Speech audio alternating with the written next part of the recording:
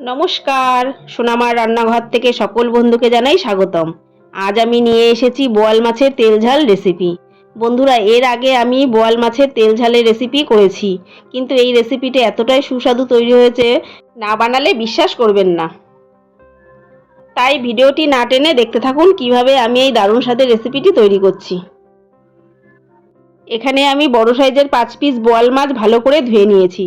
মাছটা ম্যারিনেশনের জন্য আমি প্রথমে দেব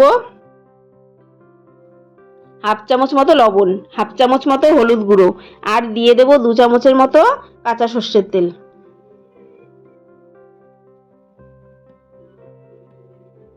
লবণ, হলুদ, তেল ভালো করে মাছের গায়ে মাখিয়ে নিয়ে 30 মিনিট মতো রেস্টে রাখবো।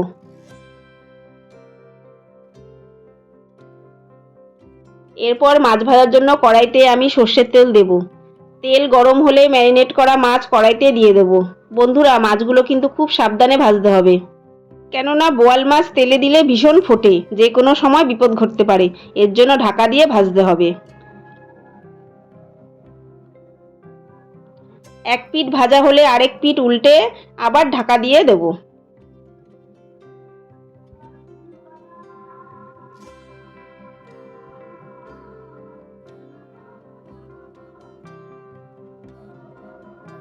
ঠিক এরকম লাল করে ভেজে তুলে নেব।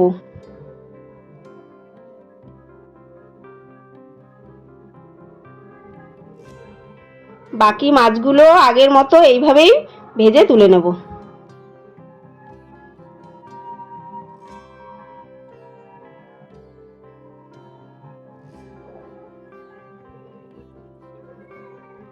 ওই একই তেলে দিয়ে দেব হাফ চামচ মতো কালো জিরে।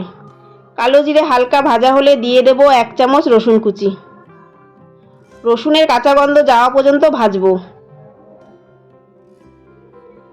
এবার দিয়ে দেব একটা বড় সাইজের পেঁয়াজ বাটা। পেঁয়াজ দেওয়ার পর আবার 5 মিনিট মতো ভেজে নেব। এবার দেব 1 চামচ হলুদ গুঁড়ো, 1 চামচ লাল লঙ্কার গুঁড়ো, আর দেব পরিমাণ মতো লবণ। মশলা যাতে কড়াইতে লেগে না যায়, এর জন্য অল্প জল দিয়ে কষাতে থাকবো।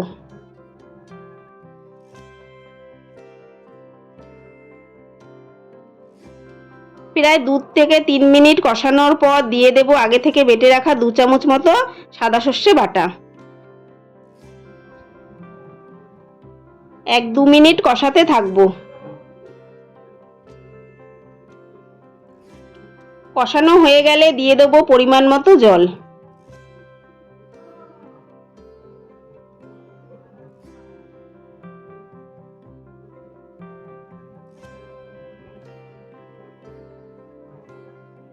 এবার দিয়ে দেব 4টে চেরা কাঁচা লঙ্কা। ঝোল ফুটে উঠলে দিয়ে দেব ভেজে রাখা মাছ।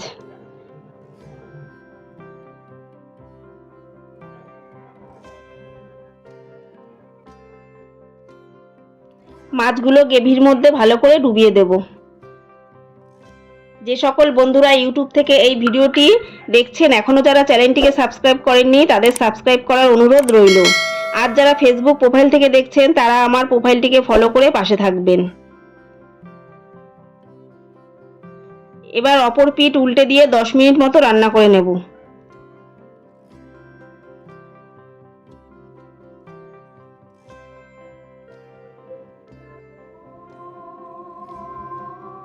তৈরি হয়ে গেল দারুণ স্বাদের বোয়াল মাছের তেল ঝাল রেসিপি।